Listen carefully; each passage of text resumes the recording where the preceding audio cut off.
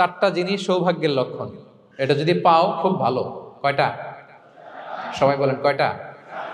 চারটা জিনিস সৌভাগ্যের লক্ষণ। এক নাম্বার, আল মারআতু সালেহা, নেককার স্ত্রী। নেককার কি? দুই নাম্বার, আল মাসকানুল ওয়াসিআ, প্রশস্ত বাড়ি, প্রশস্ত বাড়ি। তিন নাম্বার, আল জারু সালেহ, গুড নেইবার, ভালো প্রতিবেশী। চার নাম্বার, আল মারকাবুল হানি, সুইট রাইড, মানে ভালো বাহন বা যানবাহন। এই চারটা থাকলে এটা একটা সৌভাগ্যের আলামত, খুশনসিব, একটা ভালো। কিন্তু খেয়াল করে দেখেন তো, বিশ্বনবী চারটার মধ্যে কয়টা ছিল? হ্যাঁ, শুধু এক নাম্বারটাই ছিল, বাকি তিনটা ছিল না তেমন। এক নাম্বার কি ছিল? আল মারআতু সালেহা, নেককার স্ত্রী, এটা বিশ্বনবীর ছিল, ঠিক কিনা? দুই নাম্বার, আল মাসকানুল ওয়াসি, স্পেশাস হাউস, বড় ঘর, বিশ্বনবীর ছিল না মক্কায় না মদিনায়। মদিনার ঘরগুলো দেখেন, এক এক বিবির এক এক ঘর, ছোট্ট ঘর, খেলে হাইটা এসে বসতে পারে আর শুইতে পারে এতটুকু। তিন নাম্বার, আল জারু সালেহ,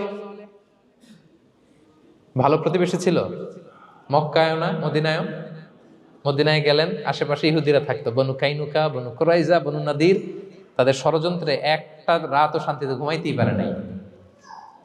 সুক্ত দূর কি বাদ, সবসময় জ্বালাতন করতো, বিট্রে করতো, ওয়াদাভঙ্গ করতো, এগুলো ঘটেছে। তার মানে ভালো প্রতিবেশী জোটে নাই। চার নাম্বার, আল মারকাবুল হানি, ভালো বাহন। খুব বেশি ভালো বাহন ছিল তাও বলা যায় না, খাবারই তো ছিল না, ওট খাইলে না গায়ে জোর থাকবে, ঠিক কিনা?